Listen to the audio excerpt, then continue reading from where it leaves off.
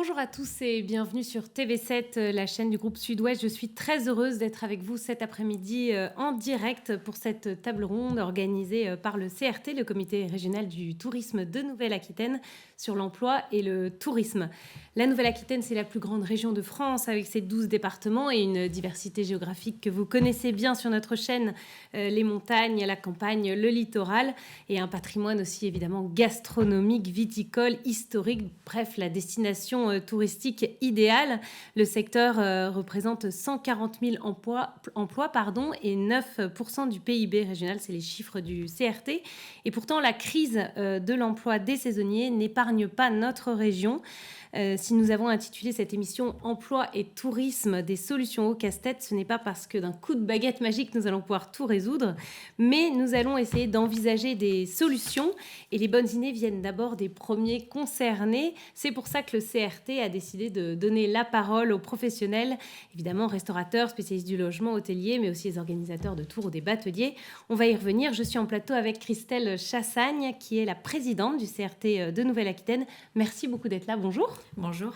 Nous serons en visioconférence avec le Pays Basque, la Dordogne, le Marais Poitevin, presque toute la Nouvelle-Aquitaine. Notre région est grande, je le disais, et l'empreinte carbone est comptabilisée, me disait l'un des interlocuteurs. Donc nous sommes ravis de les avoir en visioconférence avec nous. Avant de nous tourner vers les professionnels et pour que vous, les téléspectateurs, vous compreniez bien pourquoi le comité régional de tourisme est à l'initiative de cette émission. Christelle, pourquoi vous avez décidé de faire cette émission ? Parce que tous les signaux sont en vert pour une très belle saison estivale. Une majorité des professionnels sont satisfaits des réservations. Pour autant, il y a un problème de recrutement. Donc, même si notre compétence au CRT ne touche pas à l'emploi et au recrutement encore moins, notre métier, c'est la promotion, l'observation. Il me semblait essentiel de pouvoir faire un tour de table avec nos partenaires, les professionnels, les filières, de manière à diffuser les bonnes pratiques et dire oui, on a un problème, mais il y a aussi des solutions, et il y en a toujours. Et donc, peut-être justement de montrer que selon les endroits où on se trouve, selon les établissements que l'on peut gérer, il y a une solution. Voilà ce qui nous a mené à travailler ensemble, encore une fois, sur un sujet commun. Avant de s'adresser à eux, est-ce qu'on connaît les raisons de ces problèmes de recrutement dans l'emploi pour le tourisme ? C'est un phénomène qui est mondial, ça ne touche pas uniquement le secteur du tourisme ou de l'hôtellerie, c'est quelque chose qui touche beaucoup de secteurs. C'est, je dirais, la traversée de cette crise sanitaire qui nous a profondément tous bouleversés, qui a reposé les choses. Beaucoup de changements de profession.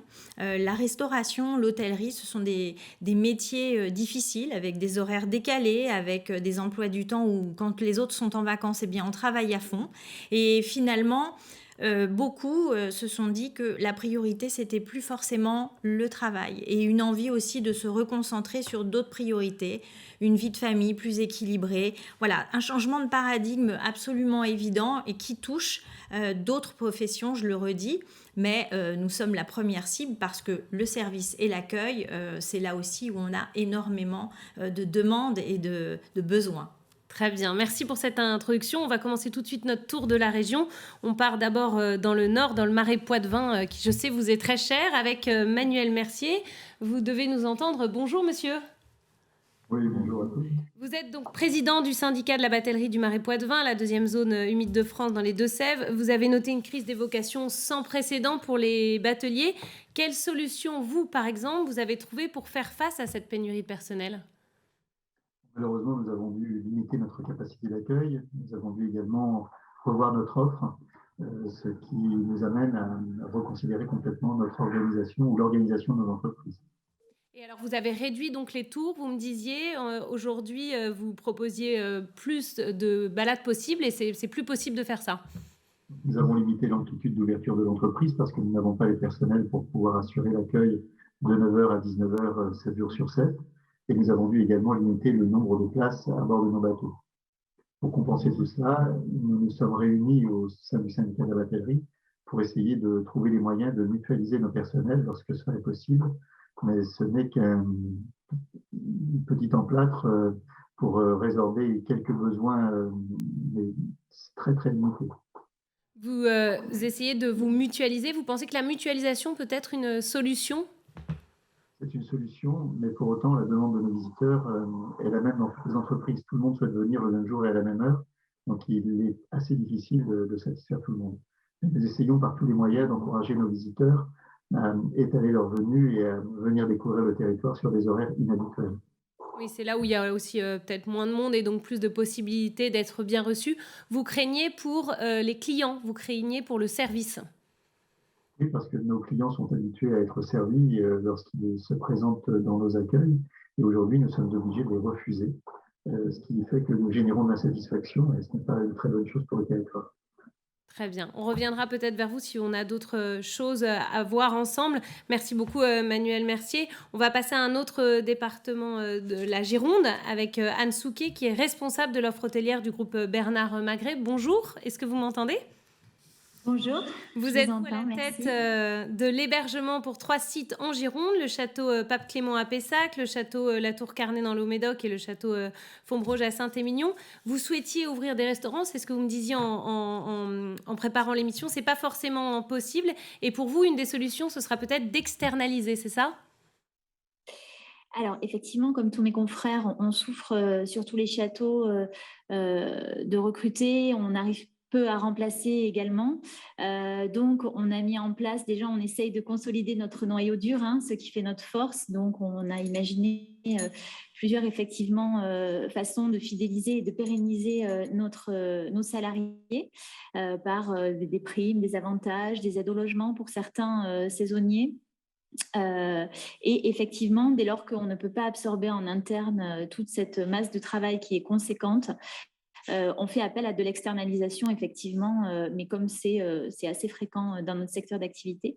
Mais de plus en plus, effectivement, on se tourne vers des entreprises d'intérim pour essayer de nous aider sur le recrutement.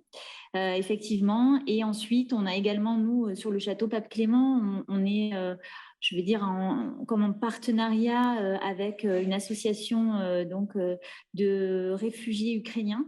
Et on a eu des demandes de ces personnes de l'association pour essayer de faire travailler ces gens qui sont dans le besoin actuellement. Donc, on les aide à trouver un logement, en contrepartie de quoi on leur offre également un travail au château. Voilà, mais effectivement, à l'heure actuelle, c'est très compliqué d'absorber et de rendre le service luxe qu'on souhaite offrir à nos clients et qu'on se doit d'offrir à nos clients, eu égard le manque de personnel, effectivement. Et vous me disiez que vous n'alliez pas du tout réduire l'offre. Il n'était pas question, comme par exemple pour Monsieur Mercier, de réduire l'offre. C'était pas possible. Non, pour l'heure, effectivement, on tient bon, on fait de grosses journées. Bien qu'on essaye d'améliorer les conditions de travail de nos collaborateurs. Donc, la direction absorbe aussi beaucoup. Voilà, non, pour l'instant, on n'est pas effectivement sur l'idée de réduire ce qu'on propose à notre clientèle.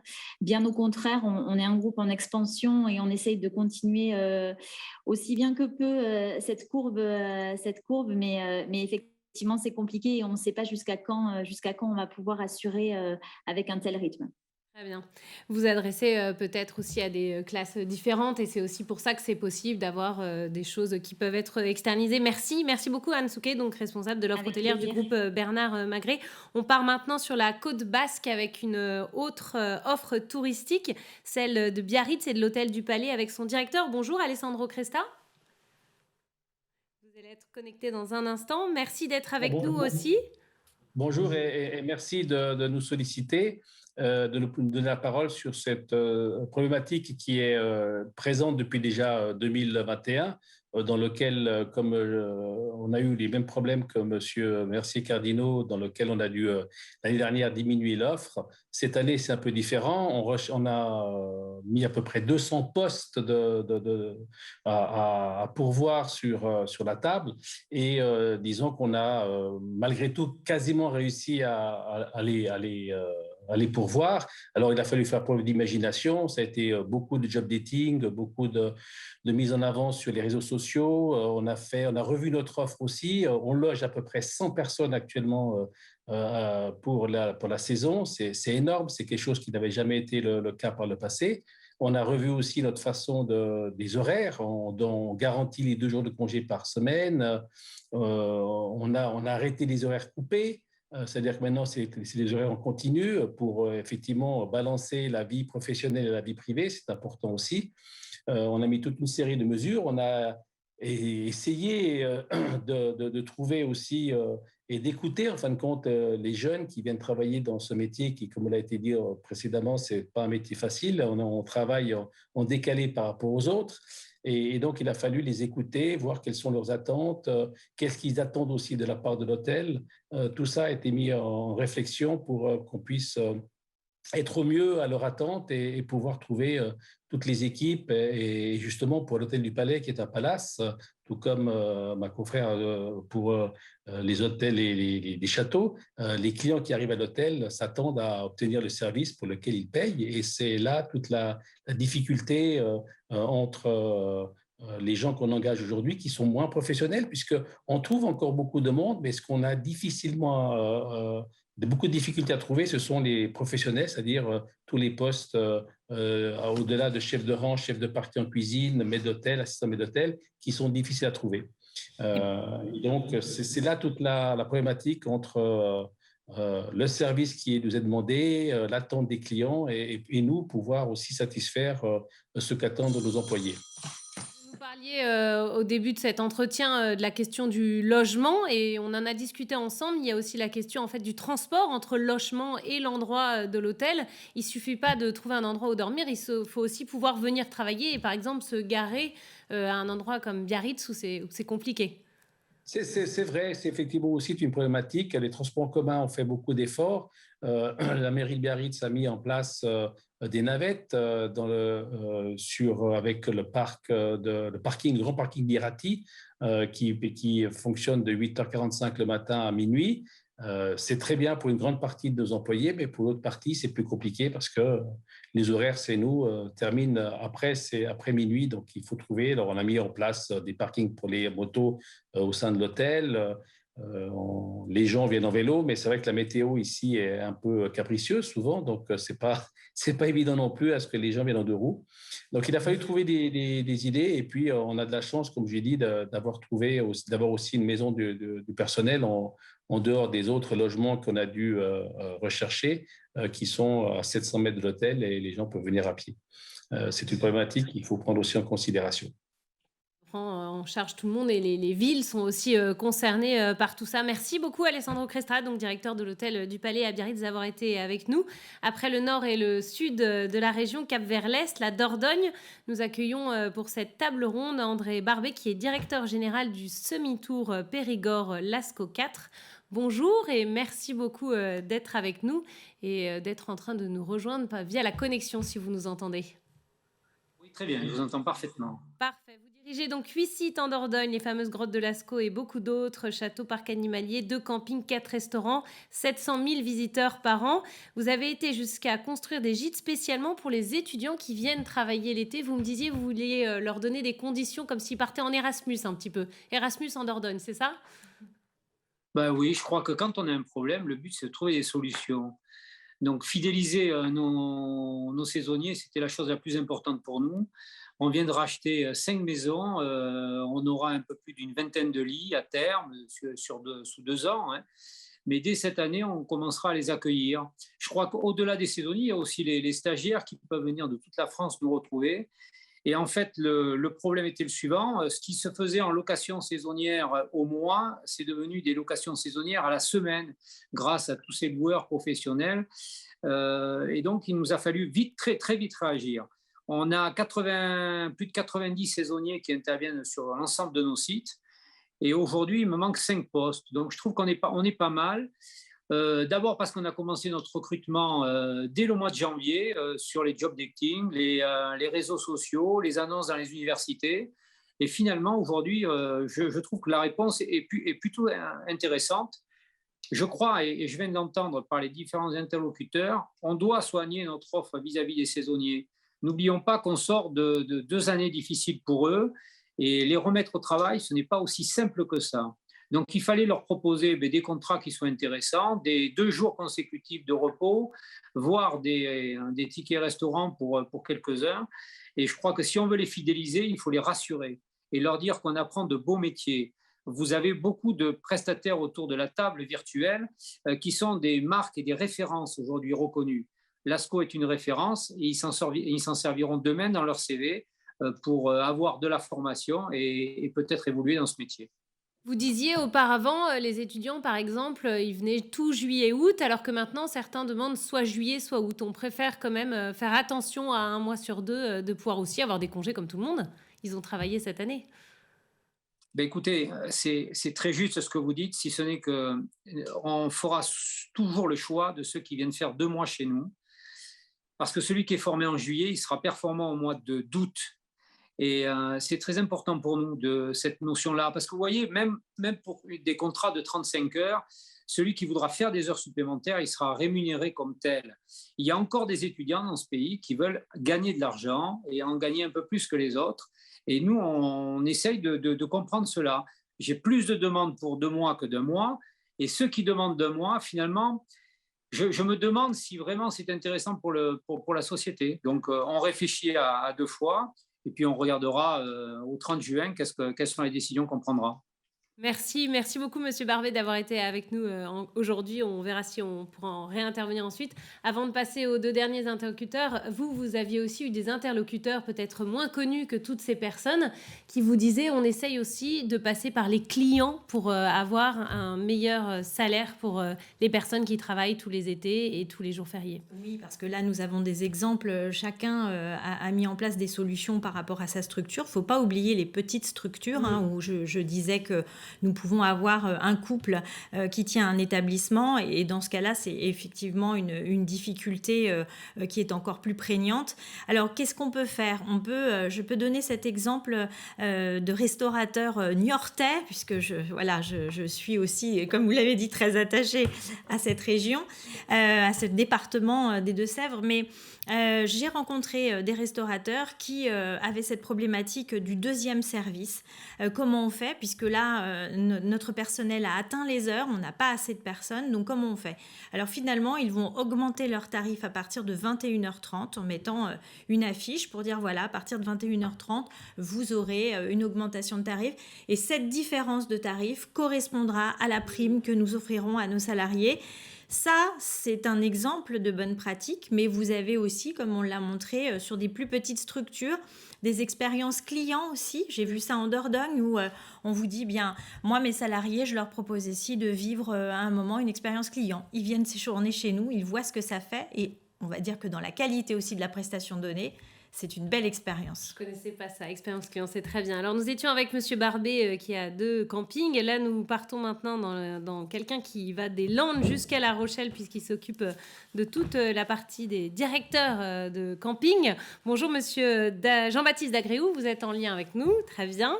Donc vous êtes président de la Fédération régionale de l'hôtellerie de plein air. Bonjour, vous m'entendez ? Bonjour. Très bien.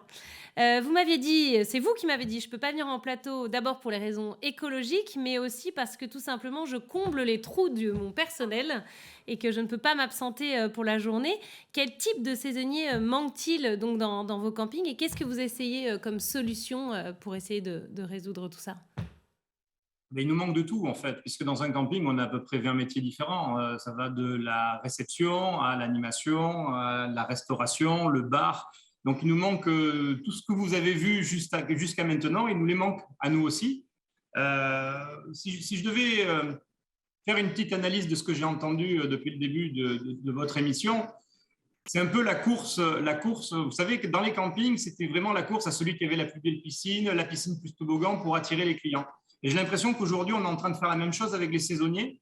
Ça veut dire que celui qui arrive à offrir la plus belle chose pour les saisonniers, il va pouvoir les attirer au détriment du petit, qui lui n'a pas forcément les moyens ni de les payer au-delà de ses moyens et se retrouve à devoir justement fermer son service. On a la chance, nous, en camping, quand on parle d'un restaurant ou d'un bar, c'est un service supplémentaire. Notre métier, c'est vraiment d'accueillir les gens sur les emplacements. Le service du bar et du restaurant, c'est la petite cerise sur le gâteau. Mais aujourd'hui, on est en train de se poser pour certains la cerise sur le gâteau si on ne va pas justement la couper en deux, ne faire qu'un seul service, mais le service du soir. C'est-à-dire celui où on est sûr de gagner de l'argent, on est sûr d'être plein. Par contre, le petit déjeuner le matin et le service du midi, celui qui fait juste service parce qu'il est là pour pour un besoin, mais pas forcément sur une rentabilité, celui-là, ils vont le zapper et on va aiguiller peut-être à des amis restaurateurs qui, eux, vont essayer de tenter de vivre ou de survivre avec le personnel qu'ils auront sur le service du midi. Donc là, c'est une chose. Après, nous, on a la chance en camping d'avoir de l'espace. Donc nous, nos saisonniers, on les loge. Donc c'est beaucoup plus facile de recruter des postes logés parce que, au lieu de recruter des gens dans nos 30 km à la ronde, on a cette capacité de pouvoir recruter sur tout le territoire national, voire international, et de loger les gens. Sauf qu'il va y avoir un peu d'abus. On l'a déjà entendu, on l'a déjà vu. Aujourd'hui, j'ai des campings qui recrutent des Sud-Américains. Il y a des avions de Sud-Américains qui arrivent. Alors, on a des Ukrainiens, des Ukrainiens travaillent dans les campings, des Sud-Américains travaillent dans les campings, aussi dans certains restaurants. Mais tout ça parce qu'on a la capacité de pouvoir les loger. Et ensuite, on a l'autre possibilité pour certains restaurateurs qui habitent à côté, ils louent des emplacements à l'année sur lesquels ils logent leurs saisonniers sur les emplacements des campings. Alors là, on flirte un peu avec le danger, parce qu'il faut rappeler quand même que le camping, c'est le code du tourisme. Et en tant que code du tourisme, on n'a pas droit de loger des travailleurs. On doit loger des touristes. Donc, c'est là où, tant que l'État laisse faire les choses, parce que justement, aujourd'hui, c'est un besoin, une nécessité pour pouvoir accueillir et rester numéro un, parce que le tourisme, il faut quand même rappeler, même si on n'a toujours pas de ministre, il faut quand même rappeler que c'est quand même la première économie au niveau de la France. Mais aujourd'hui, on nous laisse faire. Mais jusqu'à quand ? Madame, du coup, vous avez déjà entendu ça vous touche ces histoires sur les campings parce que vous avez Bien été sûr, touchée par ça? parce qu'on est aussi, comme tous les professionnels, soumis à la législation, à ce que l'on peut faire, ce que l'on est autorisé à faire, quelle est notre mission. Et pour le coup, les campings, alors là, oui. Alors, effectivement, on n'a pas de ministre, mais pour l'instant, ça reste du flou artistique. Et là, jusque-là, on joue un peu sur l'urgence du moment et ça passe. Tant mieux, mais jusqu'à quand? Et je peux comprendre que les professionnels se posent des questions. Et puis, aller chercher une manne étrangère pour assurer le service, j'ai envie de dire, quand on a 300 000 emplois à pourvoir aujourd'hui en France, moi, je pose la question. Il y a quand même un problème. C'est pas normal d'en arriver là. Ouais. Monsieur Mercier nous avait dit aussi qu'il utilisait parfois des étrangers parce que c'était les seuls qui pouvaient être là. Merci beaucoup, Monsieur Dagréou. On va faire intervenir Isabelle Gilles, si vous êtes avec nous. C'était important pour nous aussi d'avoir l'avis pour les gîtes de France. Bonjour, vous m'entendez? Bonjour. Parfait. Je vous entends bien. Vous êtes présidente des Gîtes de France pour la Gironde et pour l'Union régionale de la Nouvelle-Aquitaine. L'Union régionale des Gîtes de France Nouvelle-Aquitaine, c'est 6600 hébergements, maisons d'hôtes, gîtes de groupe et camping. Ça représente 12 000 lits. En Gironde, par exemple, il y a 500 propriétaires de gîtes, ce que vous me disiez. Et pour vous, la problématique principale, c'est que tout se passe le samedi, par exemple, pour les ménages, et que vous ne trouvez plus personne pour être tous ensemble, pour être capable de nettoyer tous ces endroits. Exactement. Alors effectivement, bon, logiquement, c'est le propriétaire hébergeur qui s'occupe du nettoyage de son gîte, mais bon, il peut y avoir ponctuellement des impossibilités et on peut faire appel, donc effectivement, ponctuellement ou de manière récurrente, à du personnel de ménage pour faire l'accueil ou pour faire le ménage. Donc ça, c'est vrai que c'est de plus en plus, c'est difficile à trouver. D'autant que, comme le disait M. Mercier tout à l'heure, effectivement, même si on essaie d'étaler un petit peu les périodes de location, tout se passe essentiellement le samedi en haute saison. Donc, bien sûr, nous avons créé des partenariats avec des sociétés d'emploi à domicile, enfin de travail de nettoyage, etc. Soit nous faisons appel aussi à des conciergeries, mais outre le fait que ça soit quand même forcément un coût supplémentaire, ils ne peuvent pas forcément fournir effectivement le personnel parce qu'ils ne travaillent pas forcément le samedi ou le dimanche, voilà, alors que là, c'est évidemment à ces moments-là que nous en avons besoin. Donc ça, c'est une problématique. Et bon, on cherche des solutions, effectivement. Donc, nous avons des initiatives un petit peu individuelles ou par département, de ce que je vous disais, d'accord, conciergerie et autres, ou des gîtes communaux, par exemple, qui vont recruter une personne. Mais comme je vous disais, 10 gîtes à gérer un samedi en une seule journée, c'est pas forcément évident.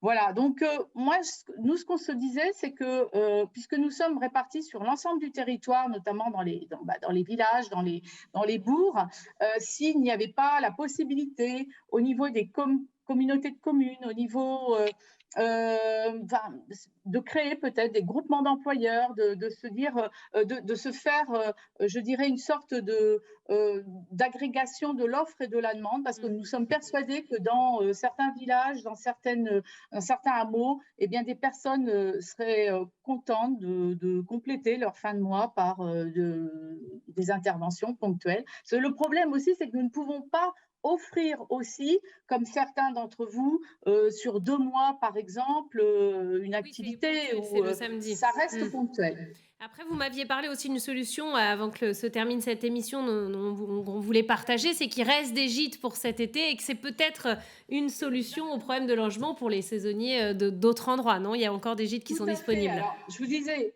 voilà, on a une problématique, mais on a aussi une solution. Elles ne sont pas forcément liées, mais c'est vrai que pour ceux qui recherchent, qui ont des problèmes de recrutement liés à l'hébergement, nous, par exemple, en Gironde, pour le mois de juillet, nous avons 40% de nos gîtes qui sont libres. Et c'est vrai que de plus en plus, nous sommes habitués à accueillir, alors contrairement peut-être au camping, mais nous avons droit quand même à accueillir en tant que meublé de tourisme jusqu'à 3 mois les mêmes personnes, donc que ce soit des professionnels ou des touristes.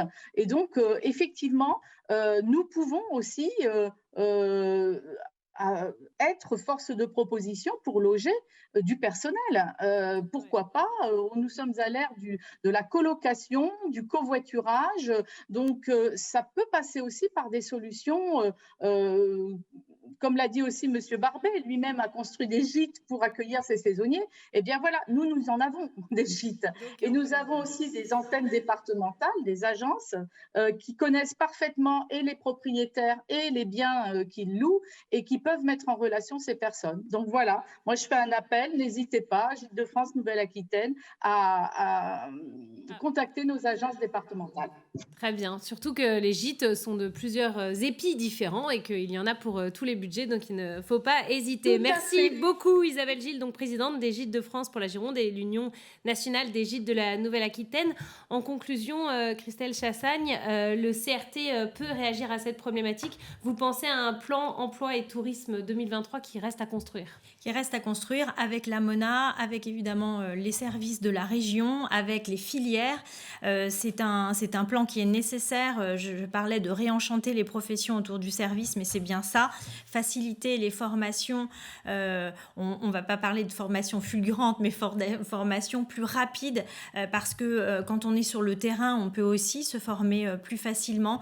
Je crois qu'il y a un phénomène, on a pendant trop longtemps peut-être un peu négligé la nécessité de cette qualité, de l'hospitalité, de l'accueil. Je parle souvent de l'excellence à la française. S'il y a quelque chose qui doit nous faire peur, c'est peut-être cette baisse de qualité qui risque d'impacter cette première région touristique de France que nous sommes.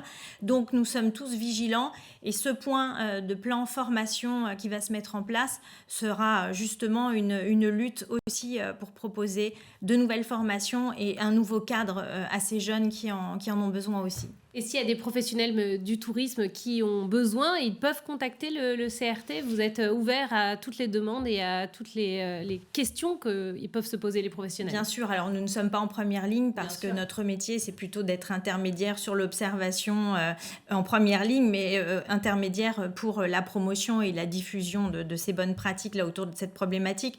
En revanche, il y a toutes les filières qui sont là à l'écoute, avec qui nous travaillons. Et sur le plan formation, c'est un travail mené avec la région qui a cette compétence et sur lequel on est déjà bien avancé. Il faut que les choses aillent vite, mais surtout qu'elles aillent bien. Qu'elles aillent vite, même dès cet été. Merci à tous ceux qui étaient en lien avec nous depuis l'ensemble de la Nouvelle-Aquitaine. Merci beaucoup Christelle Chassagne pour cette conclusion et d'avoir accédé à TV7 pour faire partager tout ça. Vous pouvez surtout retrouver cette émission sur le site internet de sudouest.fr et sur TV7. Passez une très bonne après-midi sur TV7.